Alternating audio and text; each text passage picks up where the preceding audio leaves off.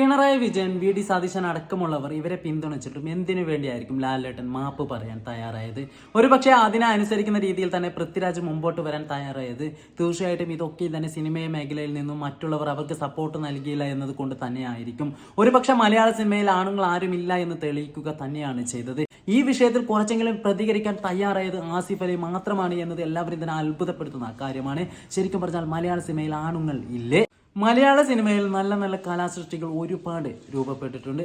അതിനൊക്കെ തന്നെ പലപ്പോഴും ഇതുപോലെ അതിന് എതിർപ്പുമായി ഒരുപാട് ആളുകൾ രംഗത്തെത്തുകയും ചെയ്തിട്ടുണ്ട്. ഒരുപക്ഷെ തമിഴ് മേഖലയിൽ ഇതുപോലെ വിജയ്ക്കെതിരെ ഈ പ്രശ്നങ്ങൾ ഉണ്ടായപ്പോൾ അവിടെ നിന്ന് വിജയ് മാപ്പ് പറഞ്ഞ് പിന്നോട്ട് പോവാൻ തയ്യാറായിരുന്നില്ല.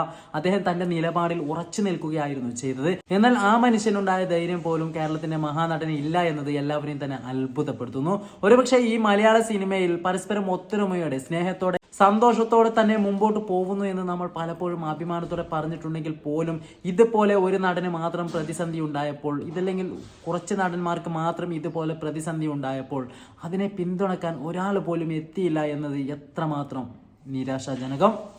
ഏതൊരു സമയത്തും മലയാള സിനിമയുടെ അഭിമാനം തന്നെയാണ് ലാലേട്ടൻ അടക്കമുള്ള പ്രമുഖ നായകന്മാർ. പക്ഷെ അവരൊക്കെയും തന്നെ ഇതുപോലെ കുറച്ച് ഇക്കിൾ കണ്ണികളെ പേടിച്ച് താൻ അഭിനയിച്ച സിനിമ, ഒരുപക്ഷെ കഥ കേൾക്കുക, അവസാനം അഭിനയിച്ചതിന് ശേഷം സിനിമ കാണുക, ഒക്കെയും ഈ മേഖലയിൽ മുമ്പോട്ട് പോയിരുന്നിട്ടും അവസാനം ആരെങ്കിലും ഇതിന് എതിർപ്പുമായി വന്നപ്പോൾ ഉടനെ തന്നെ പോയി മാപ്പ് പറഞ്ഞു എന്ന് പറയുമ്പോൾ തീർച്ചയായിട്ടും മലയാളികൾക്കൊക്കെയും തന്നെ അദ്ദേഹത്തെ ഇഷ്ടപ്പെടുന്ന പല ആളുകൾക്കും അദ്ദേഹത്തോട് വെറുപ്പുണ്ടാകുക, ഇഷ്ടക്കേടുണ്ടാവുക സ്വാഭാവികമാണ്.